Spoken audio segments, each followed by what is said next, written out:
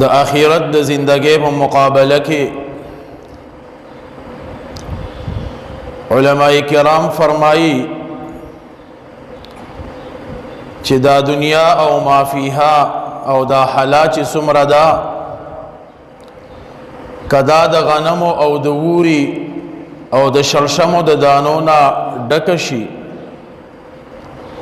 او زر کاله بعد یو مارغه او یو مرغه راځي او یو دانا د هغې نه اوچتي نو یو وخت به داسې راشي چې دغه د دنیا دا څومره دانی چې دی دا به ختم شي لیکن د آخرت زندگی دا نه ختمیدونکې ده د هغې ابتدا شته د هغې انتها نشته د هغې اول شته د هغې اخر نشته نو ما ته مخې ته یو لوی سفر پروت دی او ما ته مخې ته یو لوی لار دا پرته ده په هغې باندې به ځو او علماء کرام لیکي چې دنیا ته دا انسان په خپله مرضی باندې نه دی راغلی او دا انسان به د دنیا نه چیزی په خپله مرضی باندې دی د دنیا نه نشي تللی نو په مینځ کې چې دا کومه زندگی ده دا به هم دی په خپله مرضی باندې نه تیري دنیا ته موږ رالیږلي یو الله تبارک وتعالی داغه په حکم سره داغه په فیصله سره موږ دنیا ته راغلی یو د دې دنیا نه چې کله واپس کو هغه بم د الله پاک په حکم سره مونږ د دې ځای نه واپس کو او د الله په حکم سره به د دې ځای نه ځو نظامینس کې چې کم زندگی دا کم وخت دی دا بم د الله پاک په حکم باندې او داغه د پیغمبر په طریقه باندې دا سکو دا بتیرو دنیا کا ډیر خسته شي که دنیا کې د انسان سره ډیر مال ډیر سو سروي یو نه یو ورځ بدی د دې ځای نزي واپس بدی نه کی دلته پاتې کېدل دانشتا د دې ځای نه با یو پیرمونګه کډین غاړو صبح کتابونو یو واقعیا لیکلې و یو لوی بادشاہ تیر شوی دی ځان له یو محل روخ کو ډیر لوی محل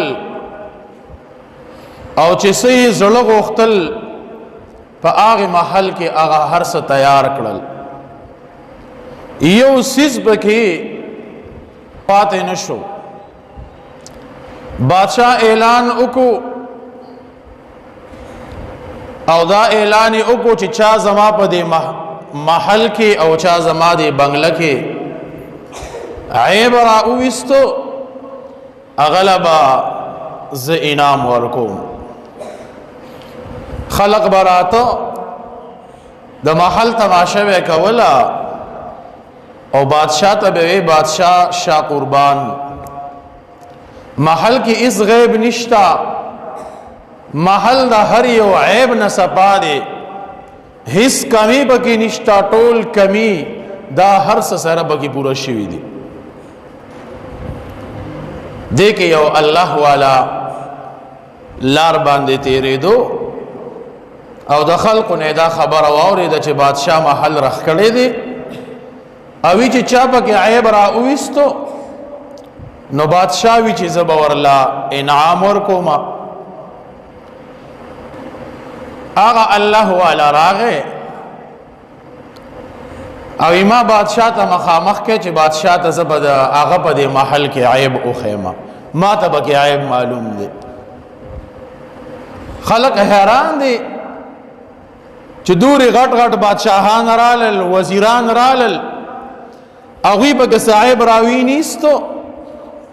او دته وګوره اخیرن اسخا جامع غستی دي او لار باندې روان دي د لارې یو ملنګ دی یو لیوانې دی او دی وی چې زوله بګي عیب راو باسما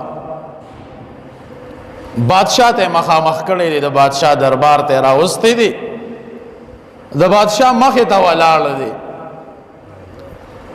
بادشاہ تی تپوس کی وایا کنا زما په دې محل کې د دې تماشو کا صاحب دی پکې. آغا الله والا جواب ورکوي بادشاہ ستا په دې محل کې دوه عیبونه ماته معلوم دي، دوه عیب دي پکې. بادشاہ هم غوسه شو چې دومره غټ غټ خلق راغی، وزیران بادشاہان راځي د نور علاقو زما د محل تماشا کی، هغوی پکې عیب راوي نیستو او دا بلار باندې روان ملنګ لیونی دی وی چې ستا په محل کې عیب دی، ډیر په غوسه سره وایي صاحب دی پکې. هغه الله والا ورته وی بادشاہ یو عیب پکې دا دی چې ستا دا محل با همیشه د پاره نه وي، دا پانی دی دا ختمېدونکی دی، یو پکې دا عیب دی. او دویم عیب پکې دا دی چې ته به په دې محل کې همیشه د پاره نه ته به ترنه اومځې. دا دوه عیب دي پکې، یو دا محل پانی دی ختمېدونکی دی همیشه د پاره به نه وي، دویم ته هم پانی یې ته به هم د دې ځای نه ځې ستا هم دلته کې ایسارېدل همیشه پاتې کېدل دا ممکن نه دي، د دې ځای نه به ته هم ځې. دارونو یو حقیقت دی دلته کې چې مونږ راغلي یو، مونږ که ډېر څه جمع کو، مونږ که ډېرې بنګلې روغې کو، مونږ که ډېر ځان وکړو، لیکن د دې ځای نه به یو پیره زمونږه تک کېږي، د دې ځای نه به ځو دا هر څه به دقه شان زمونږ نه پاتې شي. د دې وجې نه یو عالم فرمایي وی اے انسانا دنیا کې چې ته څومره پاتې کېږي نو د دنیا د پاره د هغې مرې تیاري وکړه، او په آخرت کې چې د څومره زندګي ده د هغې دپاره د هغې مرې تیاري وکړه. سوچ وکړئ ورونو، دنیا کې زموږ د زندګۍ هېڅ ګارنټي نشته چې آیا 50 کالو ته به ورسو که نه، 80 ته به ورسو که نه. هېڅ ګارنټي د انسان د زندګۍ نشته. واړه واړه لکان رارتاو شي او ناڅاپه د هغوی نه ساه وخیږي، د شپې ودسي سهار چې پاسې ساتې نه ختلي، بل کسې چې دی هغه را پاسې هغه آواز نه کې ساتې اوتي، یا ناڅاپه اکسیډنټ چې دی هغه وشي. نو د انسان د زندګۍ هېڅ ګارنټي نشته، لیکن انسان د هغې لږې زندګۍ لپاره څومره تکلیف دی اوچتي، څومره ځان باندې دی سخته تیری، او کمکار کې چې الله سکون، کمکار کې چې الله خوشحالي، کمکار کې چې الله راحت اطمینان یخې دی، د هغې نه دی شا طرف ته چې دی هغه روان دی. مونږ د خپله زندګي څنګه تېره کړه، مونږ د خپله زندګي کومه په لهو لعب کې تېره کړه. د چا ویښته چې دی هغه سپین شوي دي، د چا نیم سپین شوي نیم تور، د چا خپې کار پرېښی، د چا لاس کار پرېښی، د چا یو اندام کار پرېښی، د چا بل. دا ما تا ته خبر دی د الله له طرفه، پیغام دی د الله له طرفه ما تا ته چې ګورې تلو والی روان یې د دې ځای نه به ځې.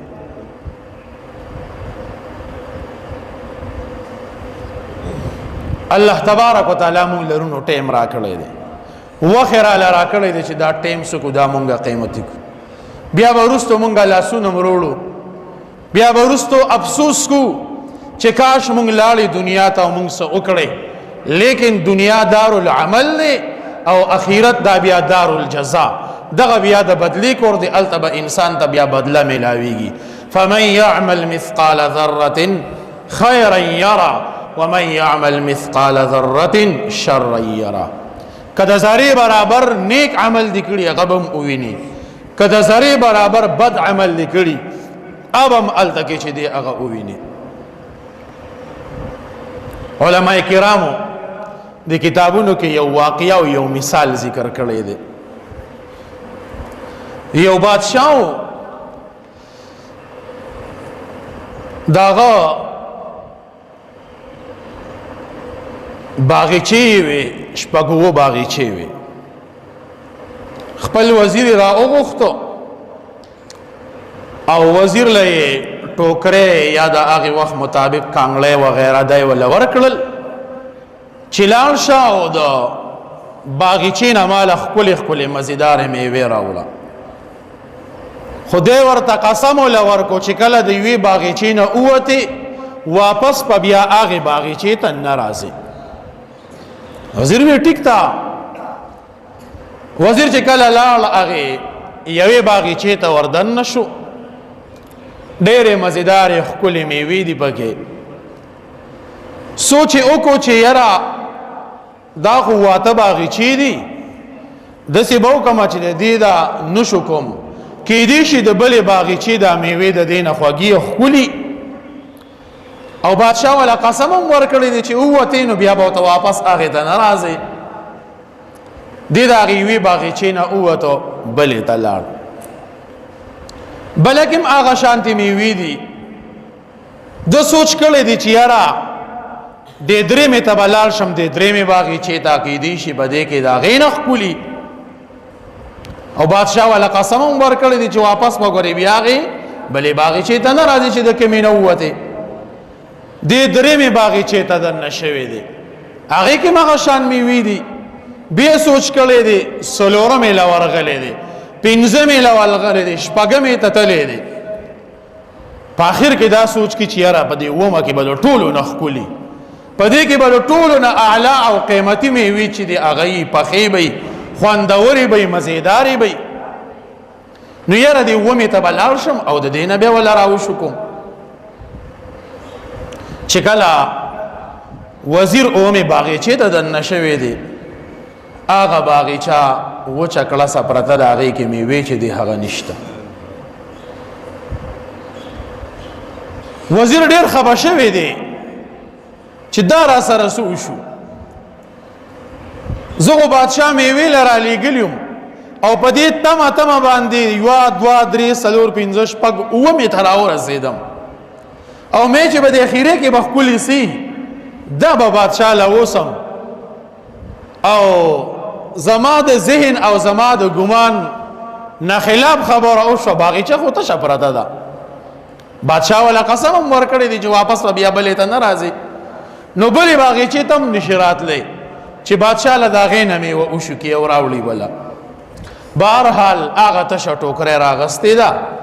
او بادشاه له راغلی دی د بادشاه مخې ته ناست دی او جاړي بادشاه ته تپوس کی ولې جواب وله ورکي بادشاه داسې کار را سره وشو نو هغه عالم لیکي چې دا زمونږ د زندګۍ مثال دی دا اووه ورځې الله پاک مونږ له اووه باغچې را کړی دي مونږ څه وایو مړه نننی ځان له مزې چرچې چاڼ کا سبا که خیري به توبه وباسي هغه ورځ را باندې په امید کې تېره شي سبا شي بیا راله شیطان راشي بیا شیطان وي مړه ته خو لا ځوانې مونځ مه کوه مړه ځان له ګرځه مونځ خو د بوډاګانو کار دی او دا خو د تبلیغیانو کار دی ځان له بار ګرځه مزې کوه چې کله بوډا شي بیا به په جومات کې کښېنې بیا به څلور میاشتې ولګې بیا به چیلې له لاړ شي بیا خو هسې هم ته د کاره وتې د صحیح نه هغه دویمه ورځ هم په دغسې امید کې لاړه شي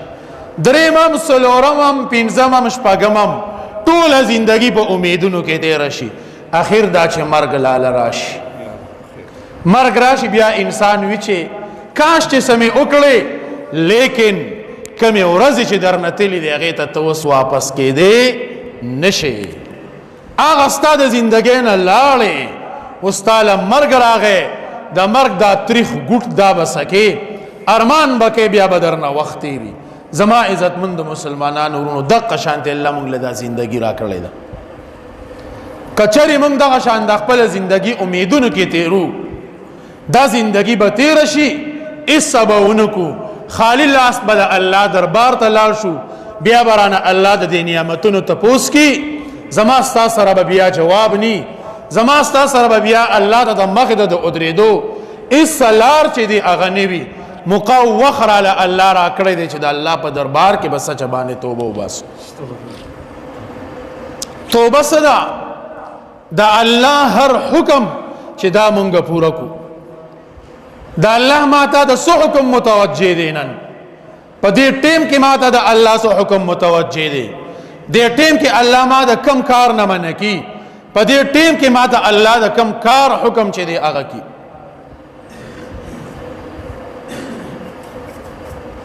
الله تبارک وتعالی په صاحب نصاب باندې زکات فرض کړی دی چې کله مال باندې د کال تیر شو تا ته د الله حکم متوجه دی زکات تخپل مال ورکا. زنانه کالی باندې ټیم تیر شو کال په تیر شو د خپل مال او د کالی زکات ورکا. لیکن مونږ په قیدونو کې دومره مخر دومره کالی زنانه ول روح کو بیا اغي د اغي زکات اغه نه ورکی. یوم یحما علیها د انسان د مال چې دی زکات ورنکی دا به جهنم کې دا سسری کېږي دا روپے فتقوا بها جباههم وجنوبهم وظهورهم. په دې انسان باندې به د هغې روپو داغونه یې ښودلی کېږي او سبا ورتوای هذا ما کنستم دا ستا هغه مال او هغه خزانې دي تا چې کومې جمع کړی وي. فذوقوا ما کنتم تکنزون. اوس د دې دغه سزا او د هغې خزانې دا سزا اوس وسکه. نو هغه مال چې مونږ دنیا کې جمع کو او د الله حق نه نه ورکو د قیامت په ورځ به دغه مال زما ستا په وجود باندې هغې باندې څه کېږي داغونه به یې ښودلی کېږي. نو ما ته د الله حکم متوجه دی د زکات که نارینه دي که زنانه دي چې د خپل مال زکات چې دی دا ورکو حساب د هغې وکړو. زکات سره مال کمیږي نه الله مال کې نورم برکت چې دی هغه سیوا کړي. که زنانه وي چې زمونږ کالی به کم شي نو دا نه کمیږي. آسان مثال دی ما ته یاد دی مخکې تقریبا په 8,000 روپۍ باندې د سرو زرو توله وه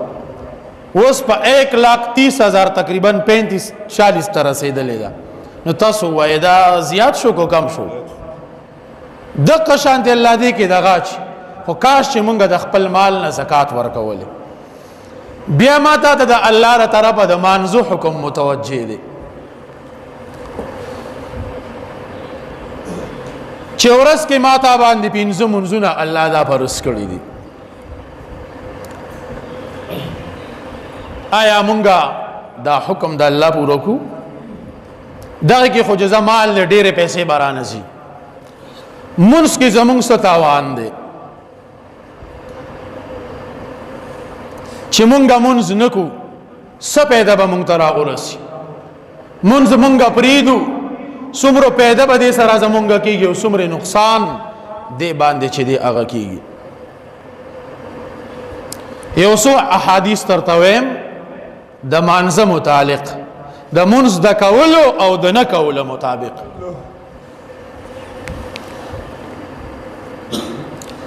یو حدیث کې راځي نبی کریم صلی الله علیه وسلم فرمایي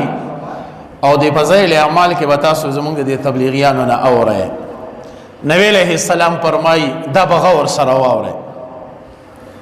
من ترک الصلاة متعمدا چاچی قصدن عمدن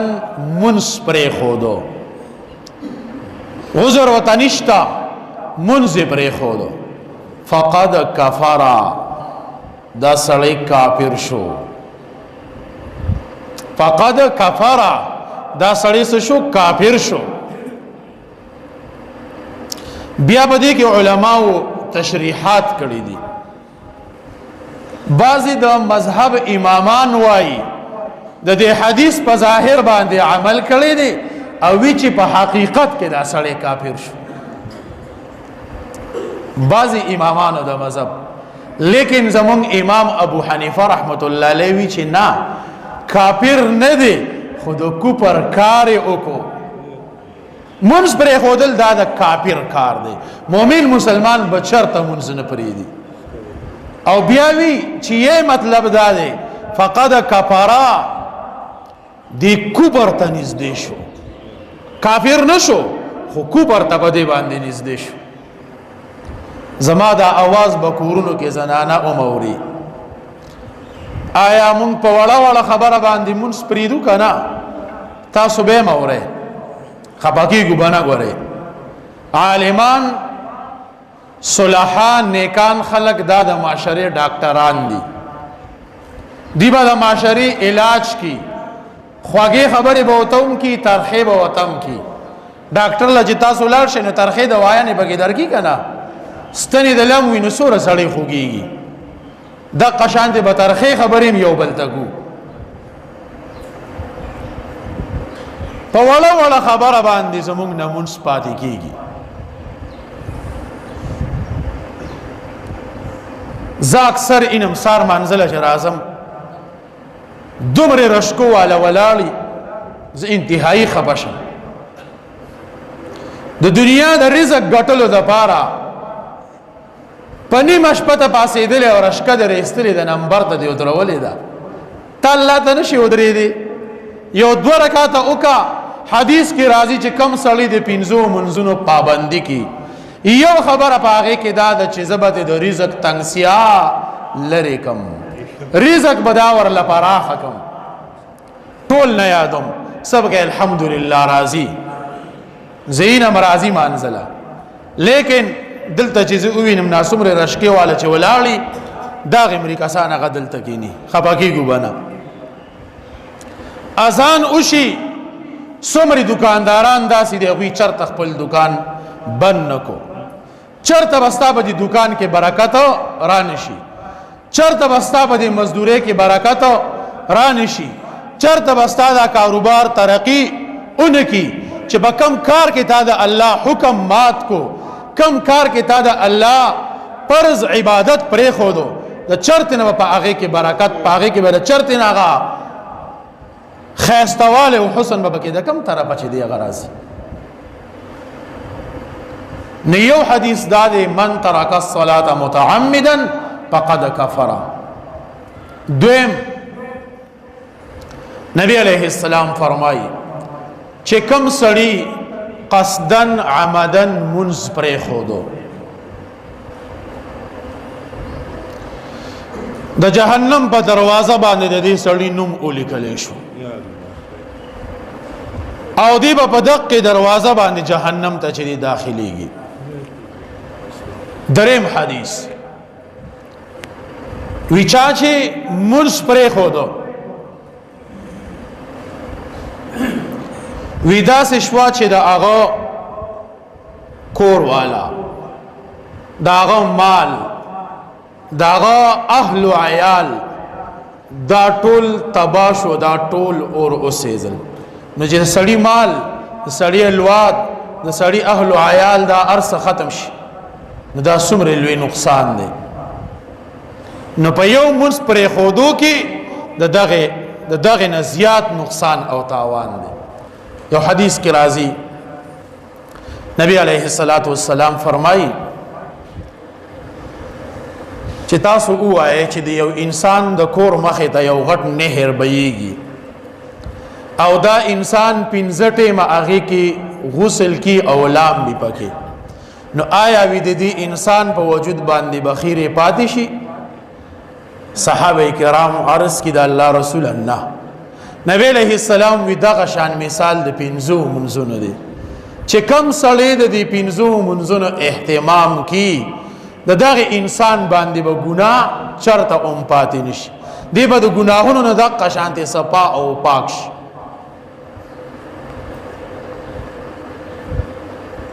او بل یو حدیث کې راځي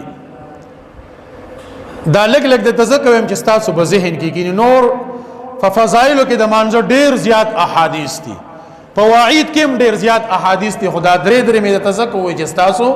ذهن کې دا کینی دویم حدیث نبی علیہ الصلوۃ والسلام فرمایي چې کم سړی په اهتمام سره منځ او کې داغه منځ حق ادا کی صحیح منځ کی ټوپونه موپونه پکې نه وي یو په بل په سوچنه کې نمانزه د آداب او خیال اوساتی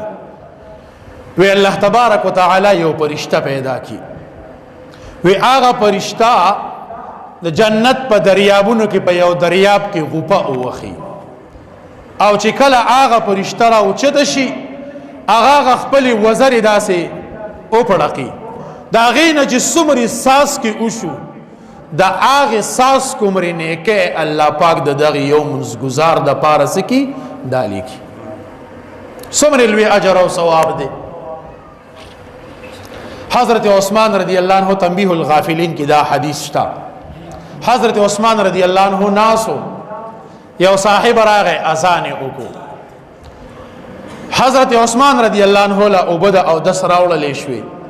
او دس وکړو او بیا سی وی فرمایل چې نبی کریم صلی الله علیه وسلم فرمایلی چې څوک دا شانته او دس کی دا ما چې څنګه او دس وکړو دا او دس رعایت او خیال وساتي اسراف پکې اونکی ډېر او پکې توینه کی او هر اندام صحیح هغه خپل وینځي د سنتو د دې پکې خیال وساتي او بیا دې د ماسپخین منځ کې نو د سحر نه راواخلا تر ماسپخینه پورې چې د دوم سمري صغیره ګناهونه شوي دي دا ټول ولا الله معاف کی ټول وای سبحان الله او بیا چې د مازیګر منځ کې نو مازیګر او د ماسپخین کې چې کوم صغیره ګناهونه شوي دي دا ولا الله معاف کی بیا چې د ماخام منځ کې د مازیګر او د ماخام په مابین کې چې کوم صغیره ګناه شوي دی هغه ولا معاف کی بیا چې د ماسختن منځ کې د ماخام او ماسختن مابین کې چې کوم شوي دی هغه ولا معاف کی او بیا چې کله د سحر مانزله پاسي د سحر منځ جامع سره وکي نو هغه صغیره ګناهونه چې ته نشوي د شپې الله د ماسختن او د سحر پورې هغه ګناهونه ورل چې دی هغه معاف کی نو کومنګا د پینځو منځونو اهتمام شروع کو چرته به مونږ باندې ګناه پاتې نشو ټول به صفا سوتره شو خو افسوس په دې خبره چې مونږه صرف د جمعې مسلمانان یو مونږ صرف جمعې لا چې دی هغه ځان برابر کو صرف دا یو منځ ګڼو او باغې کې مونږ نیمګړې منځ کو زما موضوع چې هغه زه خلکو ته ګورم هغه ویم اکثر زه ګورم کم کسان کور کی سنت کی بهتره خبره ده لیکن ډیر نوجوانان داسې دي صرف د جمعې مسلمانان دي او چې دلته منځو کې دواله نشوي او ته به چې به دوی په جمعات کې لړه مې راخیږي ټول بار ته وتی خبرې کی کورونه تلال شي دا خو سنت دي دا سنت دی مونږ دا خو نبی له سلام کله کړی دی کله نه دی کړی تا ته څه پته ده دې ته سنت مؤکده وایي تاکید شوی دی تاکید په دې باندې شوی دی زور پر راوړل شوی دی او چې کله انسان نفل نکی ددنه الله پاک د سنت او طاقت اخلي او چې کله دې سنت پری دی ددنه د واجبات او طاقت اغست واجب ته بیا ډډې نه لګي او چې کله واجب پری دی فرض ته بده بیا ډډې چې دی هغه نه لګي او حدیث کی راځي تاسو په ذیل اعمال کې اوریدلی چې د قیامت په ورځ به د انسان د فرض منځ د دې حساب کتاب کیږي نو کوچري د فرضو کې سکمه کو طاهر راغې ډاکټر سی وی هغه بس سره پوره کیږي په نفل سره مونږ سنت نکو نفل خلاغه خبره ده سنت مونږه پریدو سنت نکو نفل بګه د کم طرف بیا رااله نفل مونږ کم ځای چې هغه کړی دي دغه فرض دا بیا دغه نفلونه دغه سنتونه د دینه پوره کول کیږي نو چې د سنت او اهتمام کو د دې سره نوافل باندې ځان چې د هغه عادت کو د فرض منځ اهتمام کو روزه را روانه ده د اوس نه مونږ هغه ته عزم او اراده چې د هغه وکړو چانه منځونه قضا شوي د خپل ژوندۍ حساب وکړي د 30 سال په عمر کې 15 سال په عمر کې سړی چې دی بالغېږي حسابو کا سوره منځونه به زمانہ پاتې شي د هر یو منځ سره یو منځ راګرځوا یو ټیم به داسې راشي خپل حق به ادا کړي شلو کالو پورې دی منځ نه دی کړي پاپله دی شروع کړي د 15 کالو حسابو کا د دوه حسابو کا یو منځ د فرض منځ سره کا خپل قرض هغه ادا کا چې د نن مونږه دا عزم کو چې مونږه به ټول د 15 منځونو اهتمام کو تاسو دا یو څو احادیث واوریدل دو درې تقریبا د مانزه د وعید په باره کې چې کم سړی نه کی او 3 احادیث تقریبا د مانزه د کول مبارکه دا غي د اجر او ثواب دا غي د فواید مبارکه ان شاء الله دا خبره وا شاید تاسو ذهن کې پرتی وي د نن نه بلا عزم کو چې د مانزه اهتمام وکړو منځ با چرته نه پریدو جمع لبزان را رسو الله پاک د عمل کولو توفیق را نصیب